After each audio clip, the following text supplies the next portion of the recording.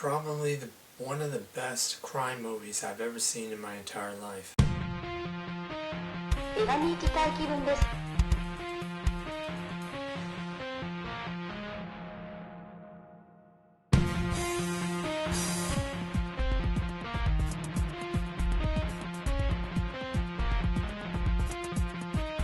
楽しみにしています。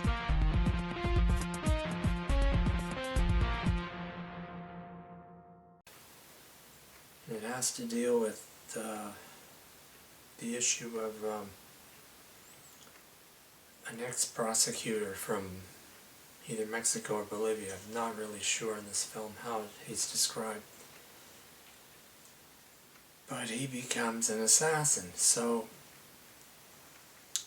his main purpose in life, after having his wife's head cut off and his young daughter thrown into a vat of acid, both died, very painful deaths, he decides that from now on his life will be to find out who did the murders, to locate them, and to give justice that's due.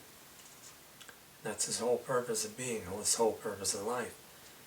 So the CIA, the Central Intelligence Agency, which was employed by the American government to destroy the drug trafficking from the outside, as their main spy master, he's got it in his mind that we can't destroy it because we can't stop Americans from having a thirst for cocaine and crack. They just won't stop using it. So what we have to do what the American government has to do is wipe out all the variety of drug factions and leave one strong faction in charge and just control them. And that's the whole idea and the premise of this. So they use this tortured man who's now become an assassin, and they help him find and murder the people that he's trying to get revenge on for killing his wife and child. And at the same time, he's assisting them in wiping clear of these various drug factions until there's one left. And so his part in the movie is like he's working for himself, but he's employed by the CIA, and nobody else is aware or told of what's going on.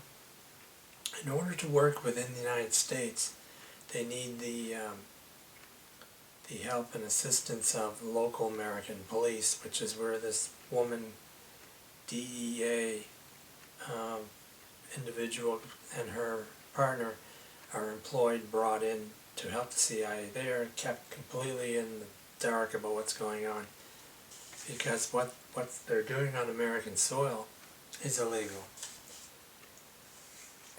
But by having the assistance of this DEA and her assistant help them, then they can carry out their plans and their situations on American soil, as long as they keep these two individuals in the dark and keep them on American soil and don't allow them to go to Mexico to fight one of the drug cartels.